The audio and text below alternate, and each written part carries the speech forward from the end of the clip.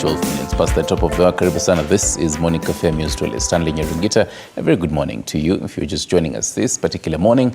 This particular day we'll be discussing matters gender equality. But before that, let me update you on, so yesterday there was the whole interviews, about 7 people being interviewed for Chief Registrar of Judicial Service Commission and the judiciary per se. So this particular morning, a whole update on that.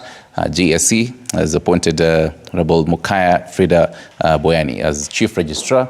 Will be taking up from Anna Madi after a 10-year tenure. And also just to update you, the settlement of the Affordable Housing Bill in State House. Reporters are on ground. Will be giving you live coverage of that once that particular process has begun.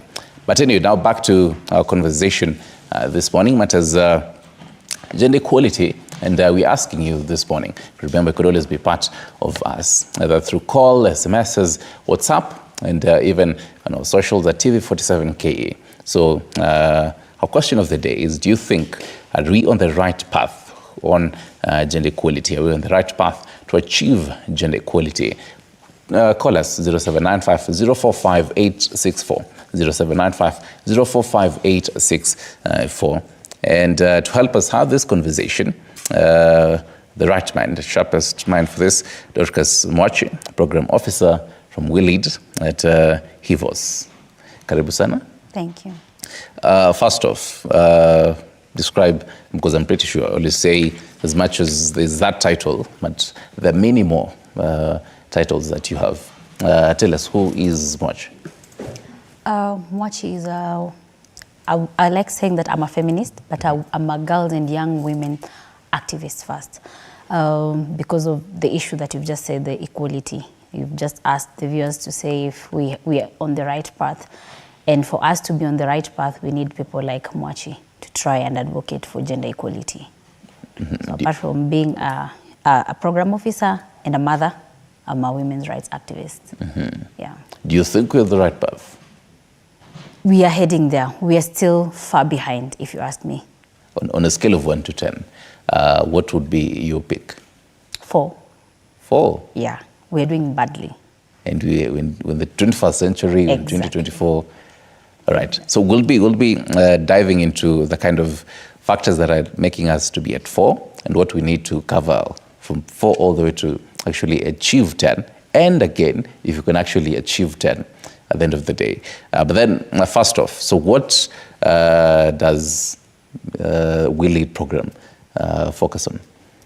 WILID is a 5-year program that is focusing on strengthening and promoting sexual reproductive health rights for girls and young women.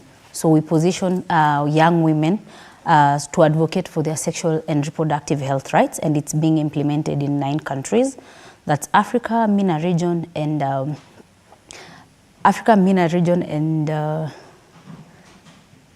we have, can I name the 9 countries? Yeah, most definitely. So we have Kenya, Uganda, Niger, Mozambique, Lebanon, Honduras, Guatemala, and Jordan. Mm-hmm. Yeah. So Africa, MENA, and LATAM region.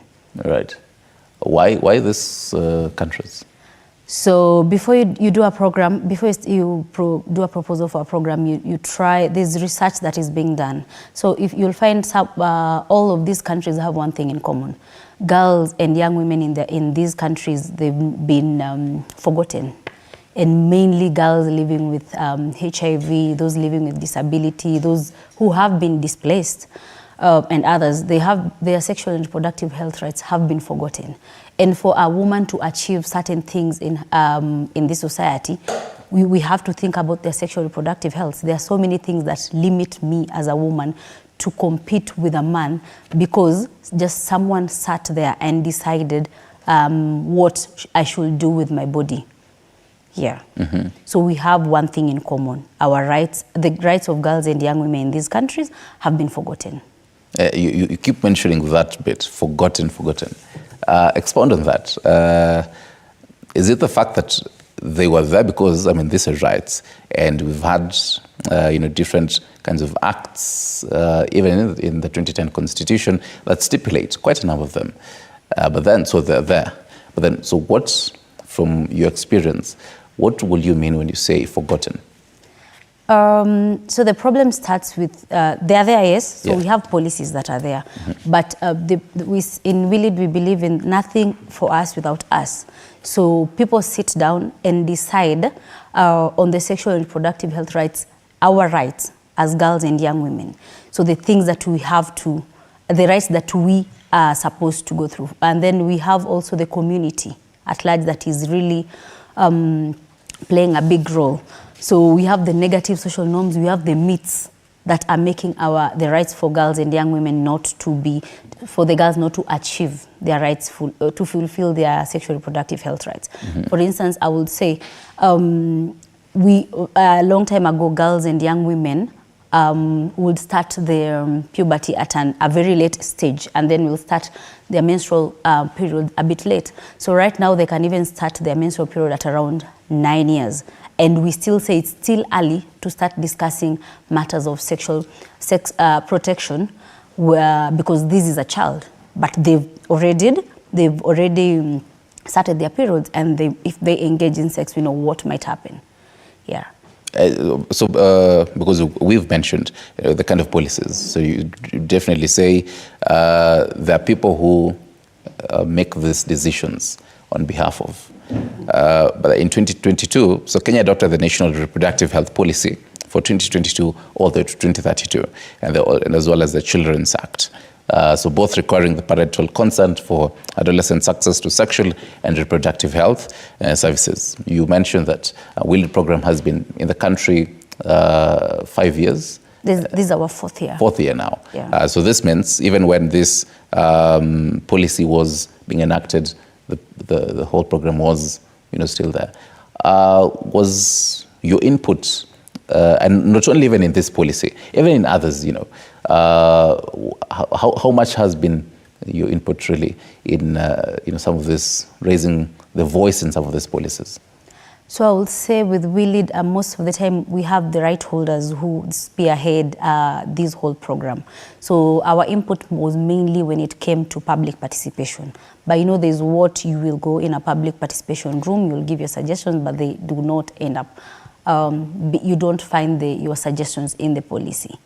So the issue of having consent is, some parents are okay with that. They will give consent. Because the whole bit of public participation is something that Will is through around. And even leaders say, well, we did public participation.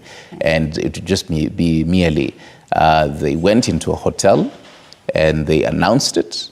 And then, let's say 10 people came on board. They had breakfast and some notes were written. And then public participation, in quotes, was done. So who is involved really when it comes to public participation? How vigorous is it? And because this, we talk about young girls. So the kind of policies and decisions that would be made that would really affect a 16-year-old girl somewhere in Kisumu. So are this even young girls incorporated? How vigorous is it? Yeah. Thank you for that. You've already said that we have the sessions happening and we have a 16-year-old girl who's in school and the decisions are being made for her. So that's where now the Willid program comes. So we try to ensure, because we are strengthening their capacity when it comes to advocating for their rights. So we try to ensure that they take part in the public participation for such matters. Whenever we have an opportunity where people are going to discuss sexual and reproductive health rights, we try to ensure their opinion are also taken into account. For instance, they can even write memos. So in the Willid program here in Kenya, we had memos that they sat down as girls. They went through the act, and then they gave some of their solutions, and they did memos apart from just being part of the meetings. These young girls? Yes. Wow. Yes. So we try and ensure that we create safe spaces where they can talk freely. And that's just in Kenya. We have other countries that they cannot talk freely. So they use different aspects. Like I would say in Guatemala, we use the arts. We use art to demystify these myths and come up with some of the solutions so that the government does not feel attacked, the community does not feel attacked, and the religious people do not feel attacked. We have a country like Jordan where we have the mosque, we use masks, and people have to, when the girls and young women in their safe spaces, if you're not comfortable, you will wear, when you enter that door, you'll have to wear a mask. If you're comfortable, you cannot wear a mask. And then they get to discuss some of the issues that they face and some of the solutions that they think might work. And at the end of the day, we again hold their hand, try to help them come up with a memo, but based on the solutions that they have given. Because the solutions that we give in 2023 will be very different from the solutions given by a girl who was in 1995. Oh, yes. So things are changing. Times have changed. Yes, and now we have to push. So sadly for our country, not all of the solutions that they give will be incorporated. And that is what we're trying to push. To try and incorporate them, then have them. Because most of the time when these sessions happen, they're in school. So how about now have even these sessions in school? In school, right. But, and hold on, because I'll get down into the whole and deeply into sex education and sexual reproductive health rights in education, in an education setup later on. But then now, because you mentioned these sessions will happen. The public participation will be done. Some of these young girls, creatively, they look at some of these policies, writing memos and, and all that. But then, so where's the gap between them coming up with all these wonderful ideas and then enacting some of these policies? Where does the gap come in, according to you? I think mostly I will say where the people involved assume that these are children, and some of them feel that it's the civil society pushing these things. So they will ignore to incorporate them, and when they're incorporated, the gap again is the implementation part. You'll agree with me, we have so many policies and acts in Kenya, but the implementation part where you go back to your governor, go back to your MCA, and they will say, we did not budget for it. So that's where now we come back again and sit down. So we wait for the next budgeting cycle, and now with the girls and young women, now we push for gender responsive budgeting and ensure that again those whatever some of the solutions that they gave and they were incorporated in those policies, they are implemented. So it's a cycle. For us, it's a cycle. We advocate and then it happens, and then we have to advocate for the implementation. And then if we advocate and then it's not given, we don't give up again. We wait, because there's always time to try and look at the policy again and review it as often as possible. And you've mentioned governors, and it reminds me, some months ago, Kakamega governor was, under fire, even, in the social media, because he'd called for banning of girls from school while pregnant and after they give birth, supposedly as a means to address teenage pregnancy. From where you sit, what's your take on this, and even his school of thought on such a matter? Because this is a leader of a county, of a devolved unit that has quite a number of public schools as well as even private schools, quite a huge number of girls who might even be susceptible to teenage pregnancy. And that particular country also has a lot of teenage pregnancy cases, if you ask me.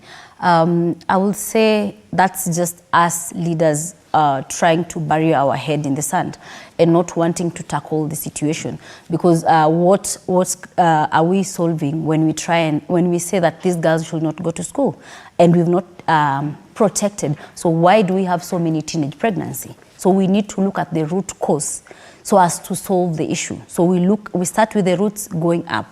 And this particular young girl who has gone, I've worked with so many girls, even at the We Lead program. We have so many girls who have ended up becoming teenage mothers. And when they go back to school, they are role models. They challenge the others. This is what it means to be a mother. And even if this particular girl has not gone through sexual education, so if they see the challenges that this girl is going through, some of them get scared and they focus with their books, because motherhood is not easy. So why are we punishing this young girl who has gotten pregnant? And maybe the reason as to why she ended up being pregnant is because she knew nothing about sexual education. Because again, we do not want to have this comprehensive sexual education in schools. So why punish this girl? What if it was her daughter? Will she say the same? Her as a leader. Will she hide her daughter at home? No. So she's being hypocrite. That's being a hypocrite. Is sex education the silver bullet that might solve this? Yes and no, because you can get the information. I can give you the information, but it's how you use it.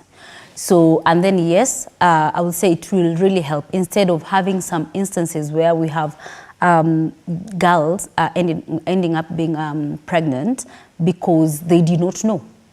So no one told them. So how about we try and get rid of the ignorant part? And we are not only discussing pregnancy, because we also have a high rate of HIV infection. Yeah. And we even discovered that it's also high in young girls and young women. So how about we try to just prevent all of it at once? Because we're not just looking at pregnancy alone. So if they are promiscuous at a young age and then they end up getting infected, so what kind of life are we looking for? Yeah. But then now, so in the school setup, because you're saying, well, yes and no. Having this information in the school setup might really be, advantageous. Yeah. And even shining the light, even for these young girls to understand. But then, because you also talk about gender equality, I'm curious. First off, what's the role of the boy child in this? Because, well, it's a classroom. It's a classroom of maybe 30 pupils. And let's see, 15 boys, 15 girls. Come there and you tell them. So this is what you need to do. But then, so what role does the boy child play in this conversation, first off? When it comes to sexual education, this is for both girls and boys, because these girls are not impregnating themselves. Yeah. So the boy child has a role to play. So if the boy child does not know the consequences, so what good are we doing to the girl? So it has to be done for both. So equality for us usually does not mean it's just all about girls, girls, girls, girls. Also the boy child. Cuts across. Yes, it cuts across. Right, fantastic. So now, how best, because I mean, this is a conversation that a number of parents would really be opposed to. No, don't really teach my child some of these things. And over the years, things have started to change. And even with the whole, digital kind of media. Yeah. Right now, even the kind of children that are being raised by, the phones, TikTok and everything, all kind of social media applications. But then how best, from where you sit, can this kind of talks be done in schools? You can have the talks in schools, and some parents, there are some schools that have sexual education clubs, and some parents do not want it. So for me, I would say it's up to the government to help the civil society organizations. They need to, if we have a syllabus, because a parent will not say that my child will not be taught social studies in school. So if it's a compulsory topic in school, if it's a compulsory subject in school, so what will the parents say? The parent will not say no. And then now we can go back to now the parents, whereby now they need to also be taught, why are we doing it? Because most of them they think that the syllabus is all about telling the girls, now you're ready to have sex. It's about telling the boy, now you're ready to have sex. No, it's about telling them, you're supposed to abstain because you're still young. But if it happens, you do not abstain, protection. And if you do not use protection, these are the consequences. And these are the benefits of abstaining until the right age. So you are teaching them everything. So that whatever they do with the information, they will end up, they all know the consequences, instead of a child doing something and they do not know the consequences. So it's good the parents to understand what does it mean when it comes to comprehensive sexuality education in school.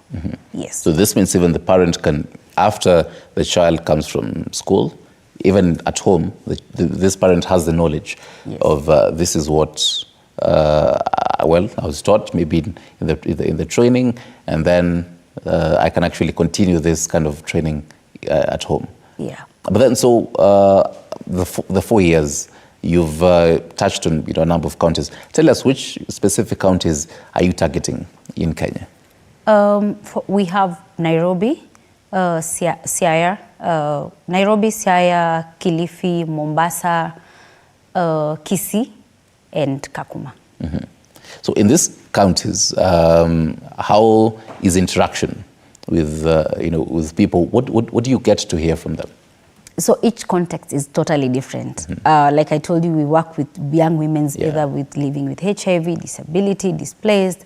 So the context in Coast region is totally different from the one that in Nairobi, where we'll find in Coast region we have the challenge of sexual reproductive health. Our main hindrance mostly is now religion, where people are hiding. They're using religion to attack the sexual and reproductive health rights of young women. And then we have challenges of areas like the ones that are living in, the young girls who've been displaced, they're living in camps. So someone will think, you're living in a camp, there are more things to think about, there's more to be taught about rather than your sexual and reproductive health rights. In Nairobi, I will say we are a bit better, but we are still not there because we have young girls. And in all the areas, I will say our challenge is we also have girls ending up in engaging in sexual exchange for simple things like sanitary towels. So it's not, sexual reproductive health is just not about them having sex and everything. We have so many aspects of sexual reproductive and health rights. So most of the conversations are very different when it comes to the different counties that we are working in. Yeah, so I will not generalize the conversation. Right. But then, because, and even tapping into the kind of challenges that each has uniquely, let's say even in a space like Nairobi, what kind of conversations and what do the young girls tell you as we lead? For us, with the ones in Nairobi, it's economic empowerment. Our greatest challenge is mostly economic empowerment. Most of them have not managed to go to school, they didn't further their education, and now they're stuck. And then the issue of teenage pregnancy. So I got pregnant at an early age, and some of them, it was probably their first time, and then they ended up getting infected with HIV. So it's like an onion. So one girl has all these. So she's living with disability, she's a teenage mother, and she has HIV and AIDS. So with that one particular girl, you have to deal with her differently. Like currently, we're still pushing for together with our partners, we're pushing for the disability bill, trying to have in the disability bill to be inclusive, to consider those girls living with HIV, those who are displaced, and those who are also those living with HIV, displaced, and in their respective areas, because they have different issues. And those, so especially the ones living with disability, if at the healthcare facilities, how many public healthcare facilities have you seen even with a ramp? So yes, I have a wheelchair. I've been definite, maybe it was donated to me. I can't even access that medical facilities. We have those who are maybe deaf. They can't even go to a health facility and say, I'm sexually active, I would want to start to be on contraception.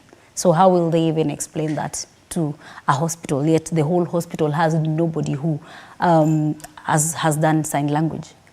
So those are some of the things that we are looking at, the disability bill and some of other bills that we've really pushed for, and then now we can work on the implementation aspect. Right. So for example, if there's a 16-year-old girl somewhere in Mathare who has, how you're calling it, the whole onion, encompassing all these kind of challenges around her, and maybe she's 16-year-old there, she's not going to school because of lack of funds to go to secondary education. How will this program, WILED program, be able to identify this young girl somewhere in Mathare there? So most of the times in the areas that we do not reach, we have other partners, because we're working in partnership with the Dutch Ministry of Foreign Affairs, and the Dutch Ministry of Foreign Affairs is funding so many other programs. For Mathare, the nearest will be in Dandora, because we're implementing this particular program also in Dandora. Okay. So for Mathare, the easier one will be in Dandora, where we have positive young women. We have an organization called PYV, so they can also reach out to us, and it's usually easy for us to link them, no, even if it's just not our program, but also other Dutch funded programs that are implementing sexual reproductive health rights. Because you do understand, currently we are experiencing the space is really shrinking, and we, like you said, we are now being overburdened. We have so many girls that need help, and the space is small. So we try as much as possible to recommend, to refer, and work together, because we don't have everything. Like our program is more advocacy. So some might need service delivery, like the one in Mathare. Maybe she might need help when it comes to financial support. Our program does not entail financial supports, sadly. So we have to also work with other programs that are doing that. So it's easier if she reaches us, and then I will walk with her through the journey. Because I was coming to that and just giving a hypothetical of, so this 16-year-old, someone in Mathare, so you've advised, so if she's somewhere here, and so the partners, one of the partners probably finds out about this 16-year-old girl somewhere there, and reaches out to the 16-year-old and tries to help her. So the kind of procedure of how this program will be, is it tell us for specific duration, how does the program and even the different partners help this girl? When it comes to sustainability, yeah, I mean, you found out there's a 16-year-old. I'll give her a student name, for example, Ashley, for example, and so she's here, and she encompasses, she doesn't have parents, she's probably living with HIV, she's also pregnant. It's a whole encompasses, yes, and a whole onion of this. And one of the partners, she's been able to actually reach out to one of the partners. So what's the procedure, even for the viewer to understand? Oh, by the way, so this program, if I am able to actually reach out, so this is how the program will be for the next maybe years, months, and so on. So for us, mostly when, like I said, we try to ensure that the space is extremely safe. Yeah. And most of them, some of the issues that they go through is also a safety and security issue. So you can't just go out dishing out their stories. So first of all, we need to know some of her issues, some of her onions, so that we get to know if it's an organization like ours working on advocacy. So for us, it's just empowering her and making her be able to stand up for herself, to amplify her voices when it comes to sexual reproductive health rights. And then now, through that, now you realize the girl's potential, and then you realize, oh, there's this organization that aims on, is more on economic empowerment, and there's a gap of economic empowerment for this particular girl. So we try and now reach out on her behalf, but you have to seek consent. Some don't want, they don't feel safe in other spaces. They maybe feel safe in WeLead. I will tell you, 100% sure of all the programs that I've worked with, WeLead is the most, is the safest and safest space for most of these young women, and they might fear going to another space. So you have to work with them. Again, it's a journey. Some will agree to be enrolled in other programs, some will not. But you can't be a jack of all trades. You still have to take them to other programs. And for us, what we look at is more of sustainability. Most of them, when you start working with them, are not confident. They will not speak out. So they can only speak to you as a person. But you tell them now, if I'm to take you in a country like, let's say, Netherlands, to speak out for the rights of other girls, she does not want. She only wants to speak to you. So you work with her until she's in a position where she can advocate for other girls' rights. And when confidence comes in, it's easy to even now link her with other organizations for certain opportunities. So if she's able to get maybe an internship somewhere in a certain organization where she can be a role model, speak to other girls on the challenges that she has gone to and talk to other people, now they get some incentives as they also work on other things and other organizations. Yeah. All right. Back at home and wherever you're watching us from, remember our question of the day, we're asking you, do you think that we are on the right path to achieve gender equality? Do you think we are on the right path to achieve gender equality? As we discuss matters the whole encompassing of sexual and reproductive health rights, and just what the WeLead program is really focusing on. 0795 045 864 is our number. Dushkas Mochi, program officer from WeLead, from is it HIVOS or HIVOS? HIVOS. HIVOS, yes. Is right here to answer any kind of questions that you have. If you feel like whether this conversation, I'm feeling it, you could call us live and throw in all those questions that you have, maybe even comments that you might have. So even as you continue, so there's a data here that I'd love to run with you so that you're even getting your sentiments on that.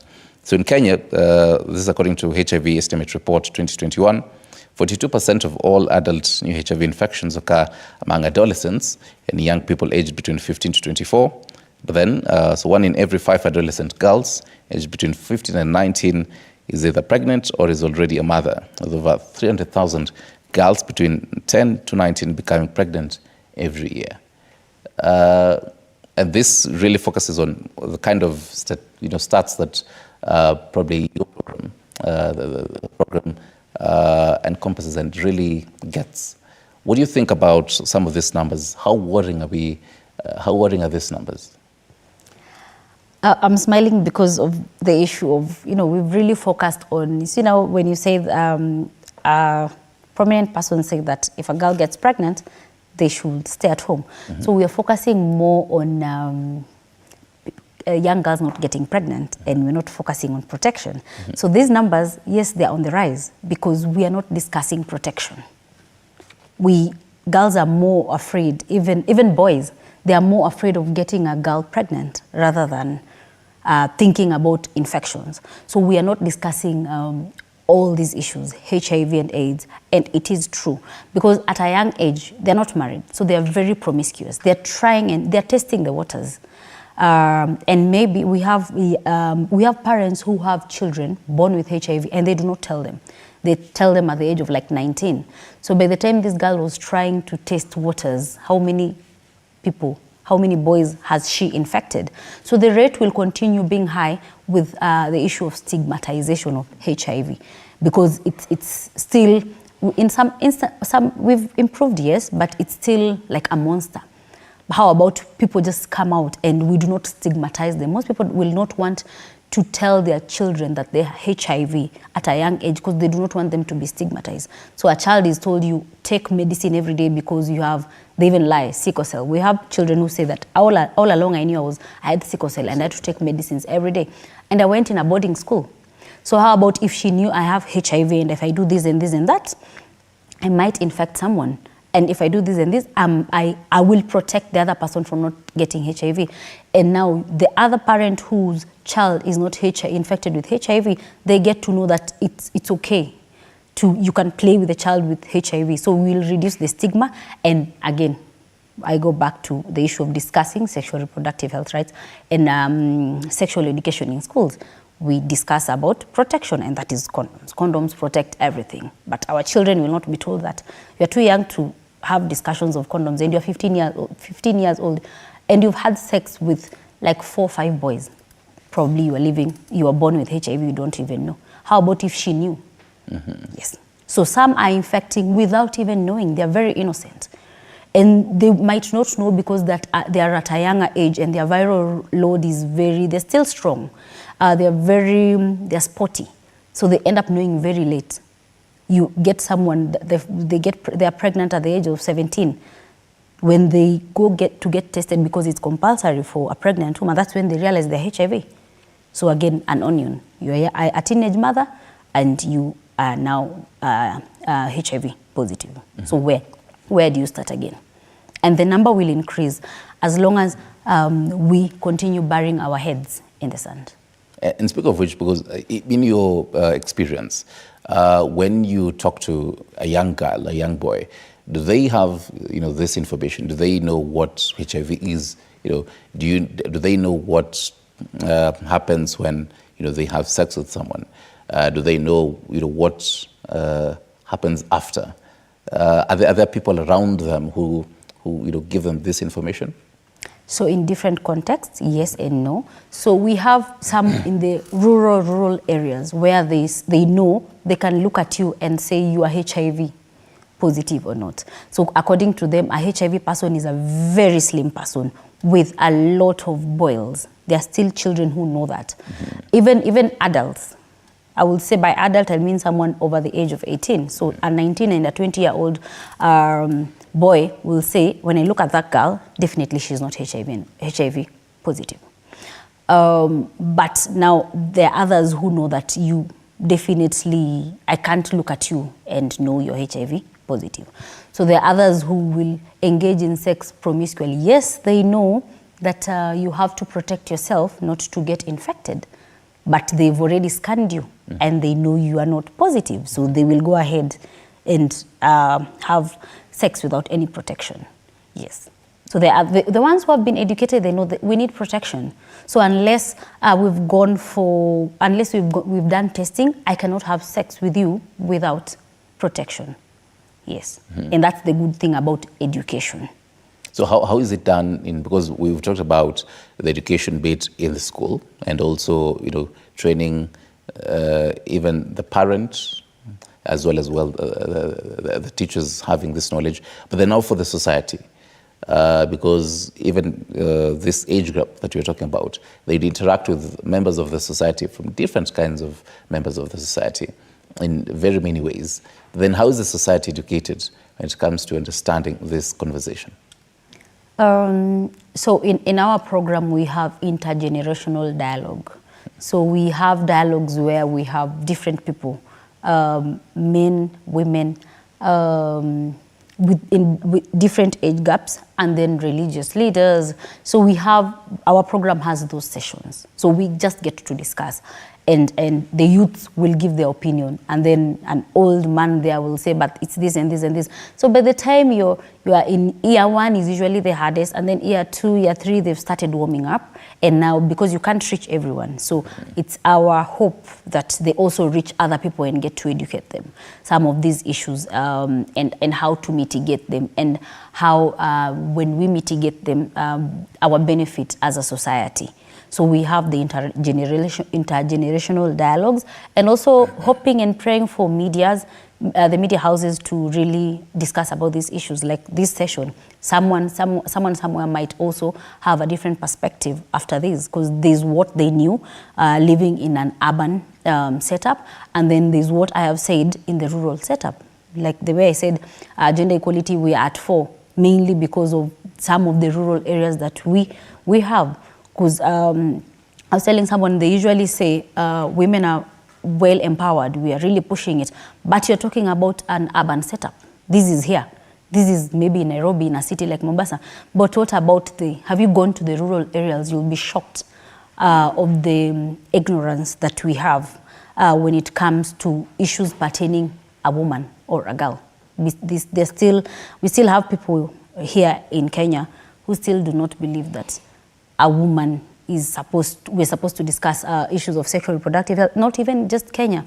We are working in countries where we are calling for an intergenerational dialogue meeting to discuss sexual reproductive health rights.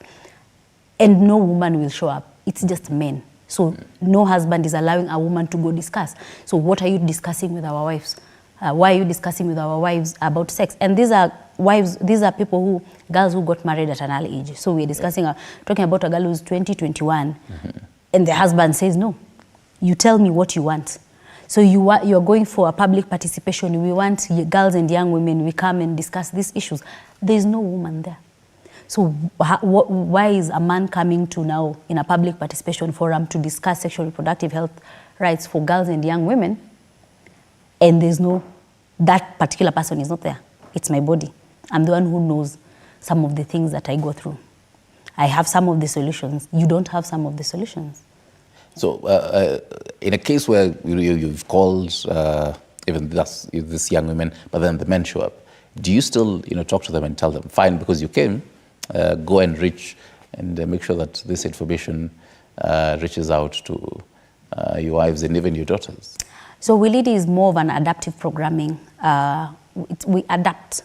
So there's what I've planned, and there's, they say kwa ground. Yeah. So now, ukifika hapo kwa ground, things are very different. And now you always have to change. And change also comes with the context. I will tell you, for instance, we're implementing WILID in Uganda. Uganda, you do realize context change with the AHA bill. Yeah. So we have to always change the context. We are not rigid.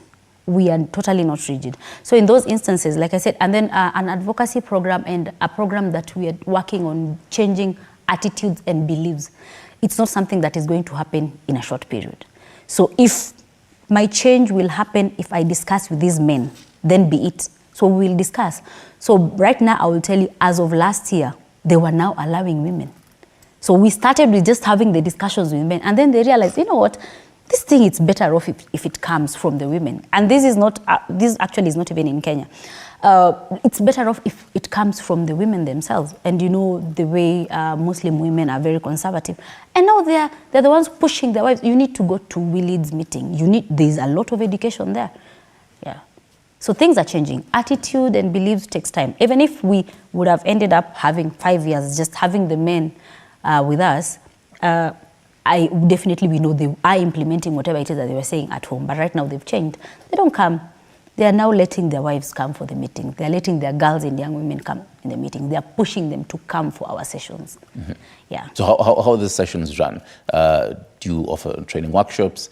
How do we, because even for viewers, they're wondering, well, I may have seen Willid somewhere around, my community, but I've never really known, should I tap into it? So if, one of the viewers would like to tap in, how are the sessions run? Do you have the whole training workshops?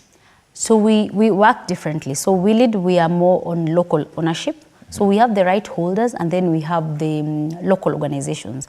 Because truth be told, HIVOS is here, and then after 5 years, let's say we were working in Dandora, and then we don't have funds. What happens next? So we have an organization that is in Dandora.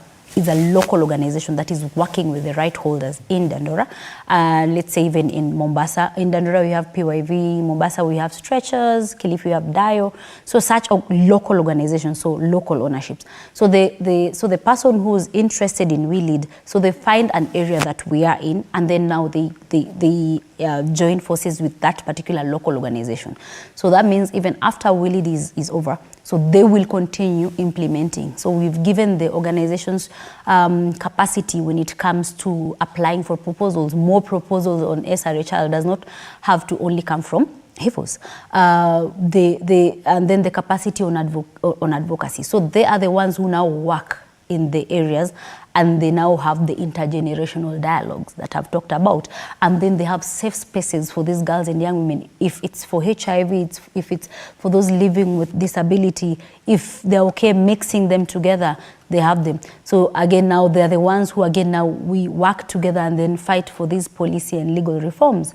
So that's basically, so we have different sessions. So we have the sessions that the girls and young women are just talking about the challenges and experience and solutions that they have when it comes to sexual and reproductive health rights. And then we have sessions where we are now training also the local organization for sustainability purpose beyond WeLead. Mm-hmm. And then now we have at the national level, where now we are fighting for national policies that are going to be national and get to be implemented, where we partner with now other partners, like here in Nairobi, we are partnering with Africa Gender and Media Initiative, an organization, a women-led organization, who are now training these others. We also work with other strategic partners like NANRI. So with all this, it's a combination of so many organizations. Like WeLead, we work with other organizations, not just HIVOS.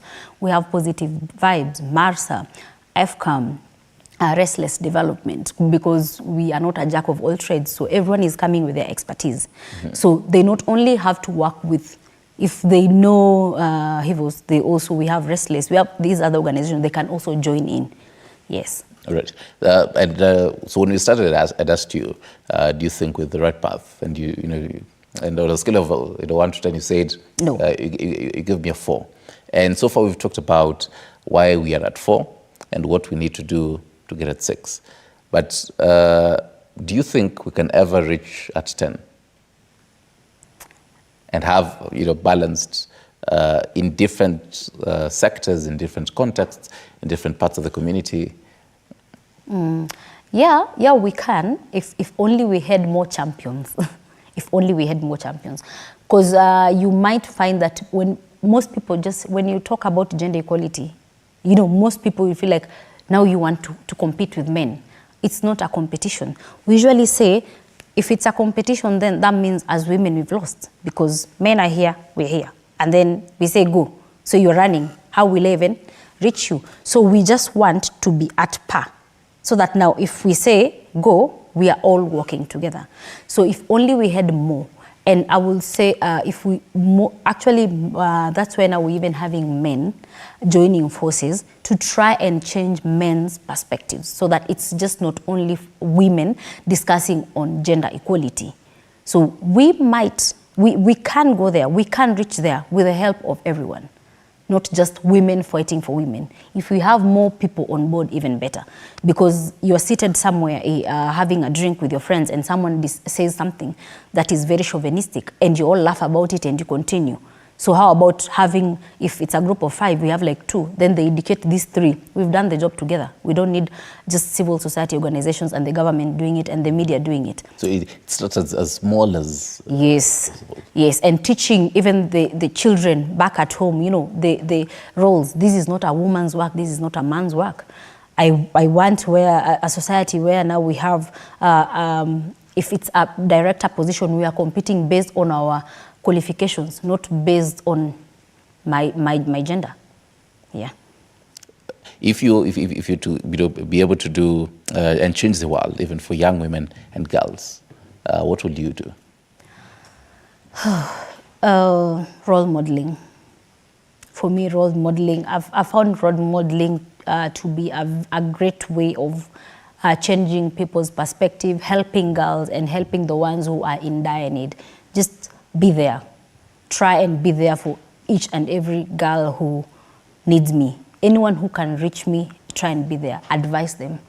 And also try to advocate for the girls and young women, not only while they're at work, but even after work. Yes, just continue being a gender champion in anywhere I am. Right. So even as we come to a close and just try to wrap up this conversation, taking a look at what we really need to do to ensure that we have the gender equality, diversity, and as well as inclusion. But then, so for someone probably watching us right now, rather they've even tuned in right now, how can they be part of the WeLead program? What advantages does the WeLead program really offer? So the WeLead program mostly is on advocacy. We are helping the girls and young women we are trying to position them and strengthen them to be able to fight for their sexual and reproductive health and rights. So at the end of the program, you're going to get to understand what is sexual reproductive health rights, get to know the advocacy, get advocacy skills, and just be confident as a person. So if anyone would like to join WeLead, we have HIVOS, HIVOS. We have our website. You can reach out through our website. We are also on social media. That's the X Space now with our young ones. That's where mostly they are. So the X Space, you can reach out to us, and then we'll get to know which organization we will link you with based on your location. Mm-hmm. Yeah. Right. Let me take a look at some of the comments on Facebook. We would ask you, are we on the right path to achieving gender equality in Kenya? Are we on the right path to achieving gender equality in Kenya? And let me take a look at, so Edward Muya says, Edward Muya, you cannot change the principles of God. Man and woman will never be equal. One has dominion, and the other has the obligation to submit and be loved. Elvis Elias Moya says no. With your facial expressions, I'm pretty sure you'd really like to chime in and answer, Edward. That's the thing. When we talk about gender equality, people feel like we're discussing on issues like it's a simple thing like education. Why is it that I have to stay at home and my brother has to go to school because we only have fees for one child, and then my brother is taken to a boarding school? How about we all go to a day school, because this fee it can cater for the two of us? Those are some of the small things that we're talking about. So how about I am going to work, I am applying for a job. How about I get the job because of my qualifications and not because, and not end up getting it because I'm a woman? How about we're in the same position just because you're a man, you earn more than me, and we are doing the same job. So those are, I think most people do not understand what gender equality is. I feel like most people who do not want gender equality is because now they fear. They feel like, and who said when we attain gender equality, there is no submission? You know, that is in marriage. So we have so many marriages whereby even the man is a feminist. We are seeing the submission part. Yeah. And what is submission? Is it the Ugandan way of me kneeling down? Is that what you want? So I think we really need to, he really needs to know what gender equality is. Because I've had discussions with people who, they come at me, but they do not know what gender equality is. So first of all, you educate yourself on what gender equality is. Because from that comment, if you ask me, that person does not know what gender equality is. That's just a chauvinistic man, thinking of submission, thinking of me as a woman, I'm supposed to be going home, kneeling down. I work, I go home, I'll cook if I'm not tired. If I'm tired, I'll have my nanny help me cook that meal that day. Does that mean that I'm not a good wife? Because my husband knows that that day, if I cannot do it, someone else will, and he can even do it. When my nanny goes off, we help each other in the house. And there are days I will totally go. I will go in the kitchen and prepare. So I really love cooking. But that does not mean just because I'm a feminist, I'm at home I'll be like, you need to wash, you need to do this, no. We need to change our perspective of gender equality. Because if I'm assisted and the nanny is not there, that means I've relaxed. That means a happy, you know, the way they say, a happy wife.